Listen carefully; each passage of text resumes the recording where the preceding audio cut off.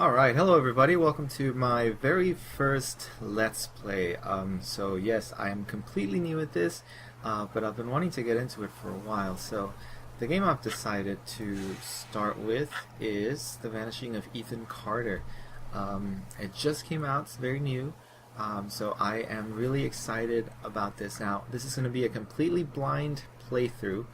Well, not completely blind, I know what happens in the first 20 minutes or so.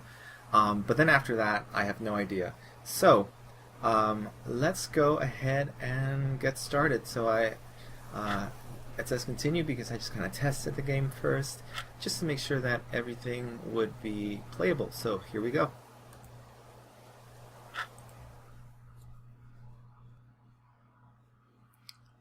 So as I said, I'm completely new at Let's Plays. I don't know anything about commenting during gameplay. I mean, I've watched quite a few, so I'm just going to try to do my own thing and just kind of play the game, explore it thoroughly. That's one thing that I really like about these games. Ethan Carter, I didn't know, but he knew who I was. When the police won't help you and the priests don't believe you, you call on Paul Prospero. You call on me. If you're a kid like Ethan, you're right. Plenty do. Ethan's letter started out just like any other fan mail, but soon there were mentions of things no little boy should know about. There are places that exist that very few people can see. Ethan could have drawn a map. I hadn't entered Red Creek Valley yet, but already I could feel its darkness reaching out for me. Finding Ethan Carter wasn't going to be as easy as knocking on his door. I was too late for that. To find Ethan, I had to figure out what this place was trying to hide from me. Alright, so here we are in the game world. Now, one thing that I have noticed straight off the bat about this game is that it's just gorgeous looking. At least this first part of it is. It's wide open, as it said at the beginning. The game is not going to hold my hand as I play, so we will be discovering everything firsthand. So figuring out the keys. It seems that I can move around. I don't know if I have an inventory. Let's go check and hit the controls. Crouch. I guess I can crouch. Key mouse settings. Run with shift. Crouch with control. I can zoom. Alright, so this is actually very simple controls. Crouching. I can move slowly and quietly, I guess. Zooming with the right mouse button.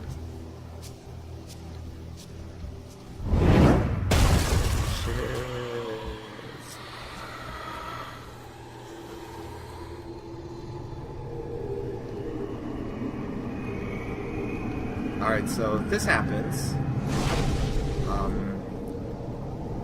So I do know what this is, actually, because I watched another playthrough of the very first part of it, and that's why I decided that I wanted to play it myself, because it just looks so good not to experience it myself.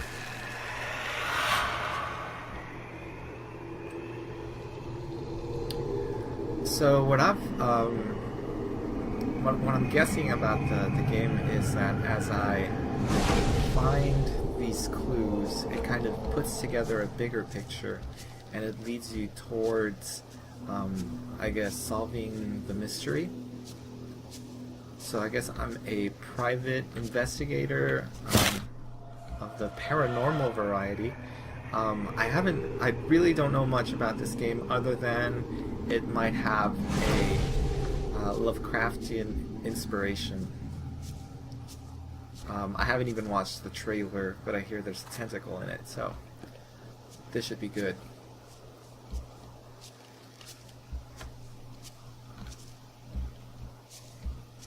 So I can't jump.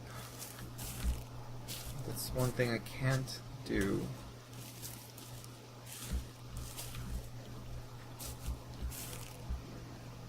so it slows me down when I'm zooming.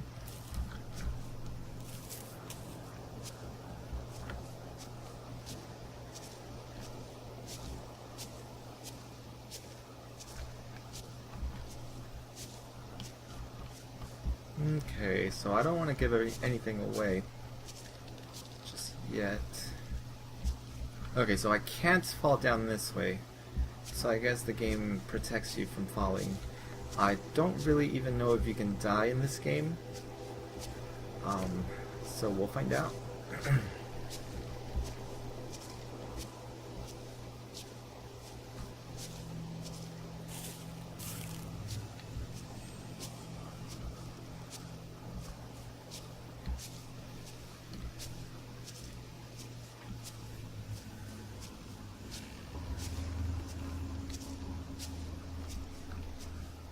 Really pretty.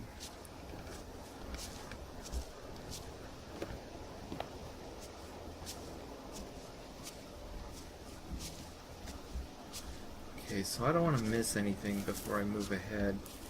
And I know there's lots of things over here. As to where exactly, I'm not entirely sure. But I want to explore completely.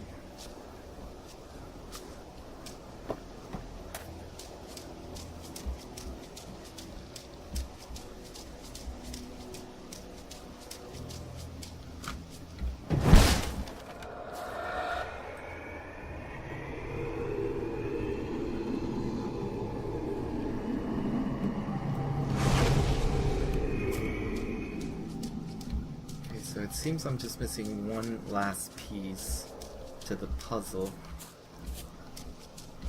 Let's look for it.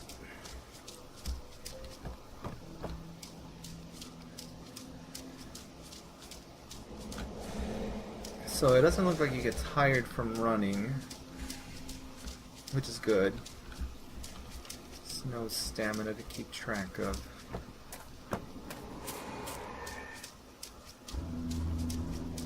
And I'm pretty sure it was over here somewhere. There was one last trap. There it is.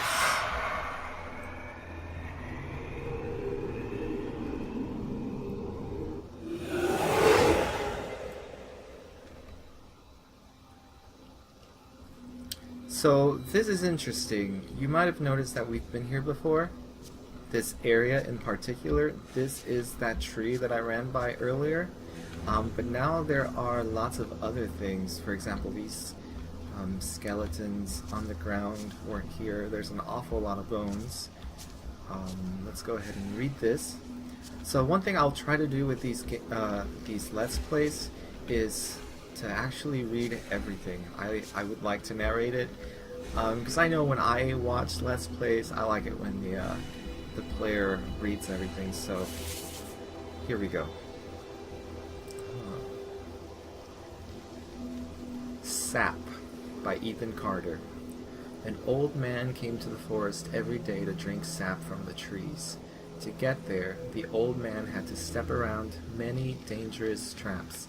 The villagers believed this old man had hidden a jade amulet in the forest, but the old man wanted the villagers to believe this, because then they would search the forest for treasure and not... I can zoom in. Search the forest for treasure and not drink his sap. One cool fall night, someone set fire to the forest, and the fire spread to the village. The old man escaped the fire by covering himself in sap. When he returned to the village, he found all the villagers' bones. The old man sat down and cried. Then he found some sap to drink. Then he found more sap to drink. And so, written by Ethan Carter, and so back here we've got an illustration of it. Let's see, are there any details which might help us for... If you notice down at the corner there's a bear trap. Yep. So lots of dangerous traps. Oh, I can do this. Well, that'll make it easier to read. Alright, so. Should probably look at those things. Okay, so accept. Ethan, I told you, you can't be here. But Gramp, I wrote something for you. That's real nice. Thank you. Just leave it. I'll read it later.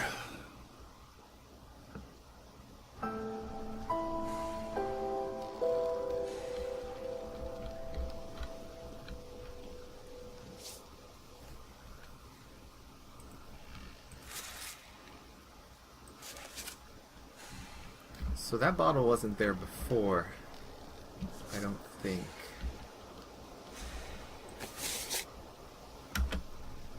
Okay, so this is from the newspaper, One Dead in House Fire by Jeff Jermu, Bayfield County.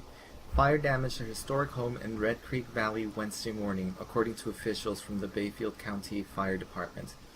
A family of 6 was asleep when the blaze broke out at the remote house, once owned by Albert Vandegrift, at the Old Ogden Road at 46 Old Ogden Road in Red Creek Valley.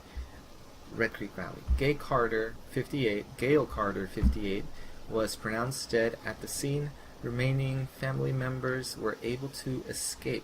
Carter's husband, Edwin, 62, told investigators he may have fallen asleep with a lit cigarette in his hand. Firefighters were dispatched to the scene at 1:22 a.m.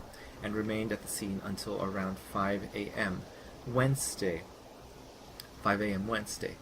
They returned to the property 4 hours later to extinguish hot spots, which had rekindled. That's kind of strange. Assisting at the initial fire was the Ashland Township Volunteer Fire Department. Masonville Emergency Medical Services was on standby at the scene. Wait, I don't want to go back. Oh, there we go. After heated public hearing, No Answers for Vandegrift airs by Tom Auden. So, Bayfield County, members of the Vandegrift family again gathered in the Bayfield County Courthouse today to debate the fate of the Vandegrift fortune, which has remained in escrow since 1961, when family patriarch Albert Vandegrift, 71, died in a mine accident, the after effects of which nearly destroyed Vandegrift Industrial and severely damaged the local economy. James Vandegrift, 38, of Chicago, argued that his father's demands were unreasonable and that many Vandegrift family members have personal reasons for wanting to avoid living in Red Creek Valley on the Vandegrift estate, as stipulated in the elder Vandegrift's will. The recent fire in which the Vandegrift home was damaged, he said, only underlined his family's concerns. Since 1967, the Carter family has lived upon the former Vandegrift estate as temporary caretakers. So this is interesting. If any of you have read many or any really of Lovecraft's stories, there's always a family with a dark secret, and so this looks really interesting. It's very interesting that the fire kind of rekindled itself after 4 hours. So I'm excited to see what this mystery holds. That must be a picture of Edwin right there. Any other pictures? Alright. So once you collect those pieces of the puzzles like that, it seems that the landscape changes. So as you see, the skeletons are gone. This fire is here now. Cigarettes, or cigarette carton. This might actually be the location where Edwin might have burned something. So I don't know. We'll have to find out. Let's keep going.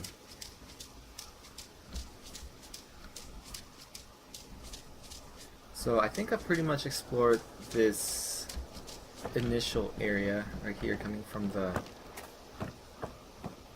the train tracks. So maybe this is why no trains come this way anymore. There seems to have been a landslide. Maybe that's why I had to walk into the place. So, another thing that I really like about this game so far is that if you have read any of Lovecraft's stories, the pictures he paints with words of the New England environment, this is pretty much what I imagined. So I've actually never been in New England, but this, it's so pretty. Look at it. Look at it. It's so gorgeous.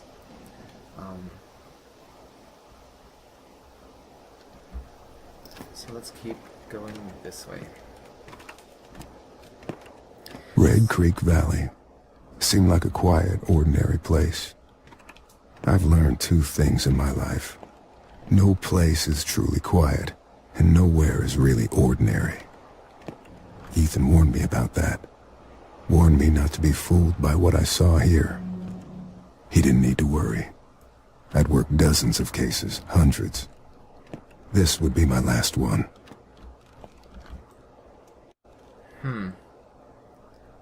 So I wonder if he knows he's gonna die at the end. I don't know if he's gonna die at the end, but if this is his last case, then maybe he's gonna die at the end. We'll see.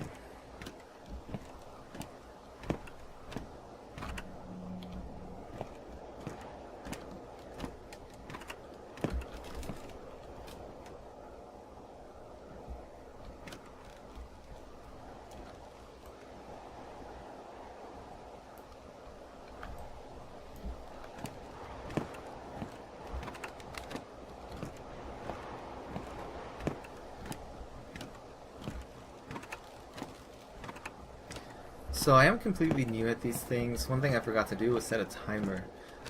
So I think I'm going to go ahead and end this first episode here. And then the next ones from here on out, I'm going to actually time so that I can keep them consistent. So, what mysteries does this train hold? We'll find out in the next episode of The Vanishing of Ethan Carter.